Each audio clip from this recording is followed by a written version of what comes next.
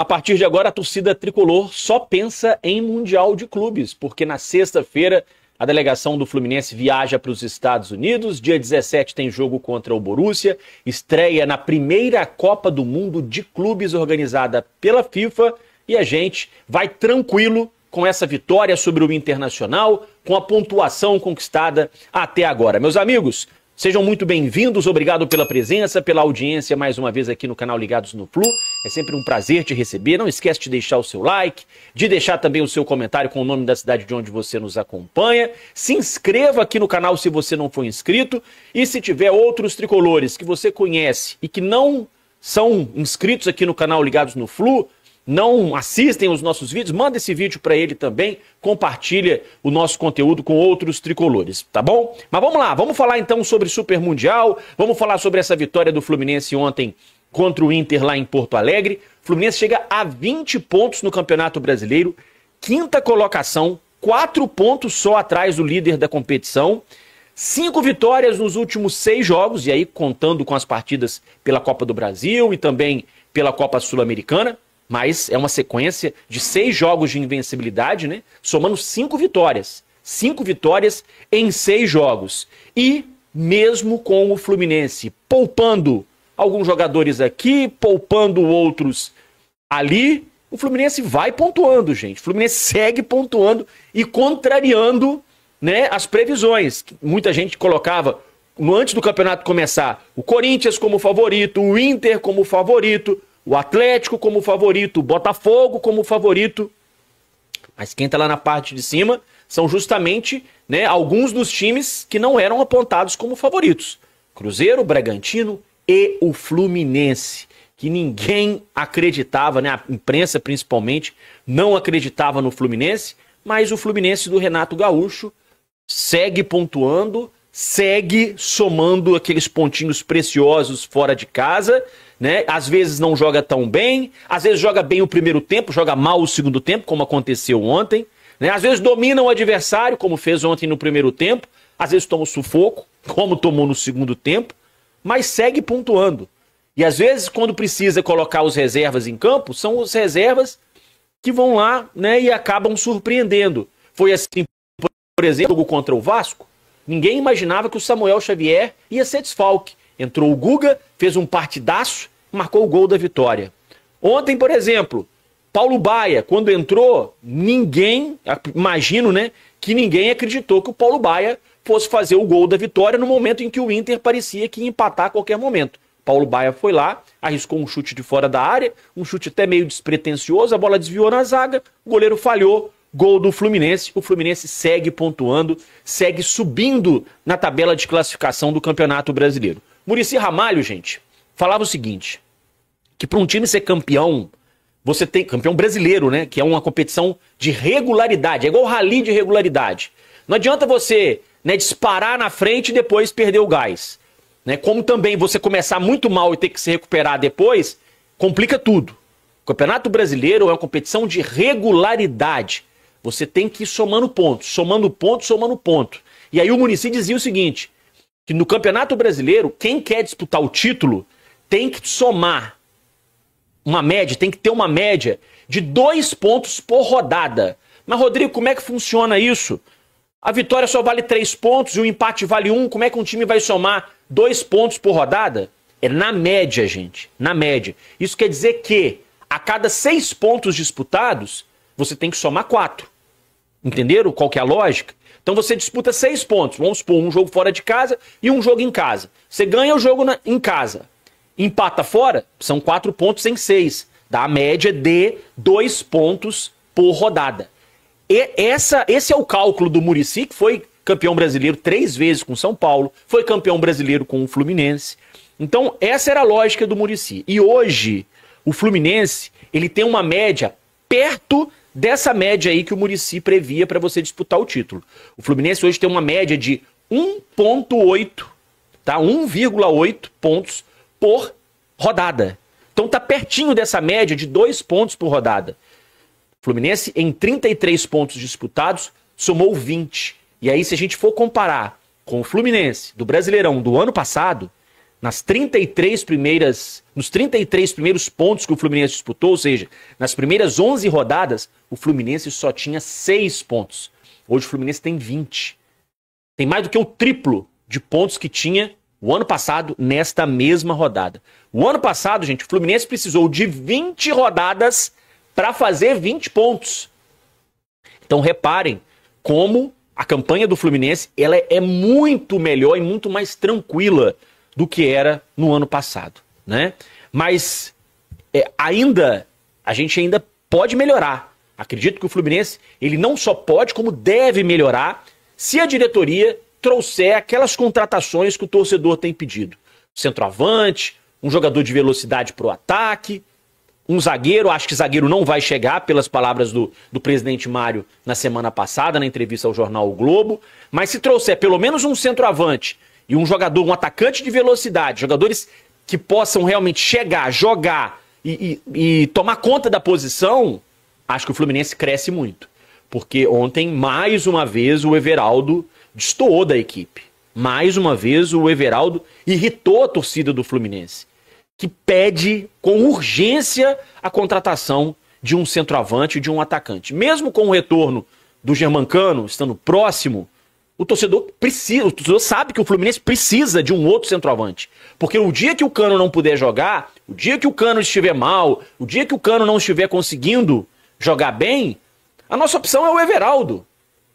Então, assim, o Fluminense precisa, na minha opinião, eu acho que na opinião da grande maioria da torcida, de um centroavante que chegue para assumir essa titularidade e fazer os gols, né, que vão dar mais tranquilidade ainda para o Fluminense ao longo dos jogos. Mas enfim, o Fluminense vai para o Mundial com a cabeça tranquila, porque conseguiu a vaga na Copa do Brasil, conseguiu a vaga na Copa Sul-Americana e conseguiu se manter bem, numa boa posição dentro do Campeonato Brasileiro. Então, missão cumprida até agora pelo Renato Gaúcho, nesse início de trabalho dele. Sim, início de trabalho. O Renato não completou 2 meses ainda. Completa essa semana 2 meses de trabalho. E tudo que foi pedido ao Renato, ele conseguiu entregar. Como eu disse, às vezes jogando bem, às vezes jogando mal, às vezes contando com a sorte, às vezes contando com a qualidade, né, de jogadores como o Arias, como o Thiago Silva, o Fábio. Mas o Fluminense, né, vai evoluindo ao longo da temporada. E agora pensa exclusivamente no Mundial de Clubes. O Fluminense não divulgou ainda qual que é a programação para essa semana. Os jogadores hoje certamente estão de folga. Amanhã também eu acredito que deve ser folga. E aí o Fluminense embarca na sexta-feira para o Mundial. O presidente Mário disse na semana passada que pretende contratar jogadores ainda esta semana, para que eles possam viajar com a delegação para os Estados Unidos. E o ideal é que isso aconteça mesmo, que ele possa fechar com esses reforços e aí todo o time, todo o elenco viaja na sexta-feira para os Estados Unidos, o elenco completo, chega no sábado lá e começa a preparação, uma mini pré-temporada ali de 10 dias antes da estreia contra o Borussia Dortmund. Só que antes dessa viagem para os Estados Unidos, o Fluminense volta as suas atenções hoje para 2 sorteios muito importantes.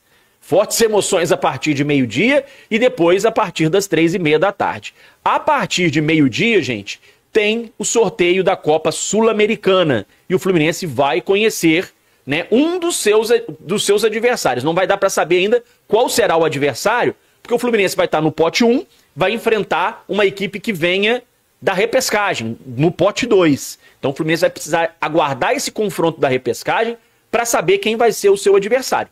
Mas já vai dar para ter uma noção, né, de quem pode ser o rival do Fluminense nas oitavas de final da Copa Sul-Americana. Uma coisa é certa, o Fluminense não vai enfrentar nenhum time argentino nas oitavas de final, mas tem grande chance de cair contra um brasileiro, porque do outro lado tem 4 brasileiros que podem ser adversários do Fluminense. O Fluminense está no pote 1, com o Independiente da Argentina, Universidade de Quito, do Equador, Huracán da Argentina, Godoy Cruz, Argentina, Muchuquiruna, Equador, o Lanús, Argentina, e o Cienciano, do Peru.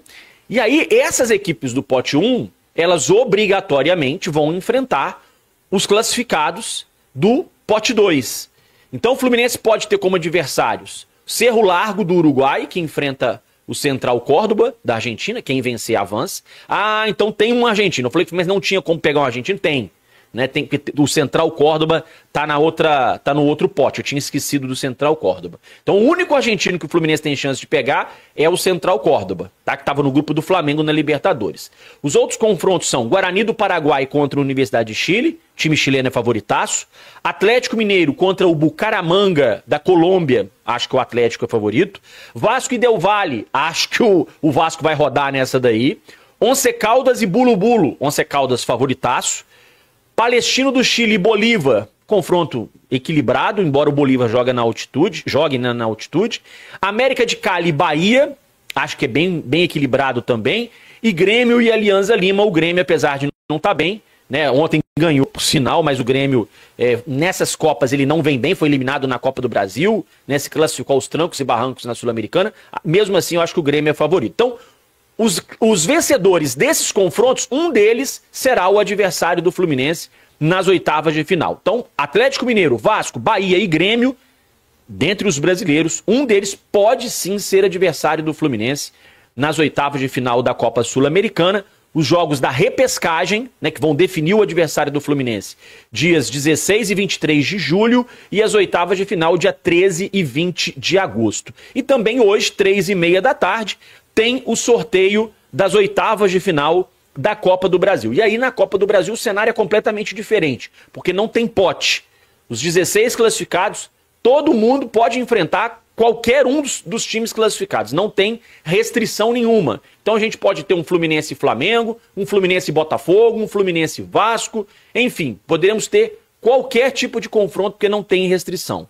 Nessa etapa da Copa do Brasil, são 12 equipes da Série A, 2 times da Série B e 2 times da Série C que conseguiram vaga, eliminando grandes do futebol brasileiro. Olha aí os classificados: Atlético Mineiro, Atlético Paranaense, que está na Série B, Bahia, Botafogo, Bragantino, Corinthians, Cruzeiro, CRB, também Série B, CSA da Série C, Flamengo, Fluminense, Inter, Palmeiras, Retrô, Série C também, São Paulo e Vasco. Então qualquer um desses times pode ser o adversário nas oitavas de final da Copa do Brasil. Os jogos das oitavas da Copa do Brasil acontecem nos dias... Cadê a data aqui que eu anotei direitinho? Dia 30 de julho e 6 de agosto, tá? São os jogos, então, da Copa do Brasil, das oitavas de final. Então, essa é uma semana que promete ser agitada, apesar de não ter nenhum jogo do Fluminense, o Fluminense só volta a entrar em campo dia 17 de junho, mas essa semana é uma semana que já começa agitada, com definição dos adversários na Sul-Americana e também na Copa do Brasil. Além disso, é uma semana em que o Fluminense pode trazer reforços. A janela está aberta, gente. Foi aberta ontem.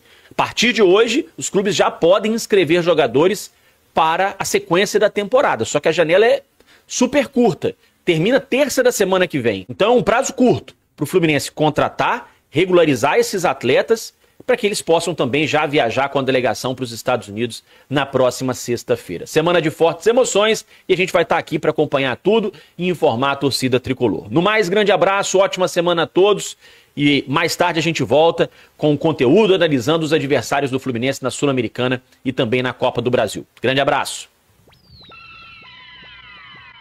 Fluminense se impõe contra o Inter, resiste à pressão e vai à Copa do Mundo embalado. Comandados de Renato Gaúcho embalam sequência de 6 partidas sem perder com 5 vitórias e 1 empate. A linha de chegada de uma maratona é o momento de dar o máximo para se manter no ritmo e superar os limites.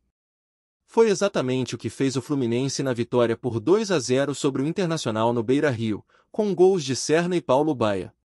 O jogo foi o último de uma sequência de 19 no espaço de 64 dias, uma média de 1 a cada 72 horas. O último desafio antes de voltar as atenções para a Copa do Mundo de Clubes era dos maiores. Buscar uma vitória em Porto Alegre contra o Colorado é algo que poucos clubes do Brasileirão vão conseguir fazer. O desgaste forçou Renato Gaúcho a buscar alternativas dentro do elenco, até por conta das lesões. Foram 4 mudanças no time titular em relação ao que venceu o Once Caldas na última quinta-feira. Saíram Guga, Fuentes, Hércules e Ganso para entrar em Samuel Xavier, René, Thiago Santos e Nonato. A escolha por usar Thiago como volante, algo que, segundo o próprio Renato, não é o desejo do jogador, chamou atenção inicialmente. Mas a resposta veio no campo. A estratégia montada funcionou, o time conseguiu trabalhar com qualidade a bola, sair bem da pressão alta do Inter e controlar o primeiro tempo. Sempre que o Colorado tentava subir para sufocar o Fluminense no campo de defesa, o time conseguia escapar com base em toques curtos e associações, encontrava espaço para acionar a velocidade de Kevin Serna na esquerda ou a criatividade de Ares na direita. O começo foi quase perfeito, especialmente pela eficiência tricolor. Na primeira boa escapada, Samuel Xavier saiu da direita para o meio e soltou um passe de trivela em profundidade para a infiltração de Serna. O colombiano só teve o trabalho de tirar de Antony para abrir o placar. Aos 11 minutos, o tricolor ganhou o conforto de ter a vantagem, mas não mudou a estratégia. Seguiu tentando, e tendo sucesso, em manter a posse da bola. Se defendeu com a posse, fez o Inter correr atrás e não foi sequer ameaçado no sistema defensivo. A vantagem poderia ser ainda melhor. Nos minutos finais, Samuel Xavier lançou o Arias, que foi derrubado por Antony. O árbitro chegou a assinalar o pênalti, mas o impedimento foi marcado porque o lateral direito segurou o passe um segundo a mais do que deveria. Pressão e resiliência. Mesmo sem alteração de peças, o jogo mudou completamente de perspectiva no segundo tempo. O Internacional passou a dominar o meio-campo e a empurrar o Fluminense para o campo de defesa. Os números deram o tom dessa mudança. A posse de bola, que chegou a ser de 60% para o tricolor, baixou para quase 55%. A equipe de Roger Machado conseguiu finalizar mais de 10 vezes na segunda etapa sem ter resposta. Renato tentou mudanças para responder, e uma delas foi a que trouxe a tranquilidade: Paulo Baia. O atacante entrou no lugar de Serna para renovar o fôlego de desafogo do time. Em uma escapada, chutou de longe, a bola desviou em Vitão e enganou Antony. O gol deu tranquilidade e controle. O Fluminense só gastou o tempo para garantir a segunda vitória como visitante no campeonato, chegar a 20 pontos em 11 rodadas e colar no G4. O Brasileirão agora vai para segundo plano. As atenções se voltam para a Copa do Mundo de Clubes nos Estados Unidos. A próxima vez que os comandados de Renato Gaúcho entrarem em campo será no MetLife Stadium contra o Borussia Dortmund, no dia 17 de junho. Um respiro de 2 semanas antes do grande momento da temporada. A confiança em alta cria a esperança de uma boa participação na Copa. É hora de se mostrar para o mundo.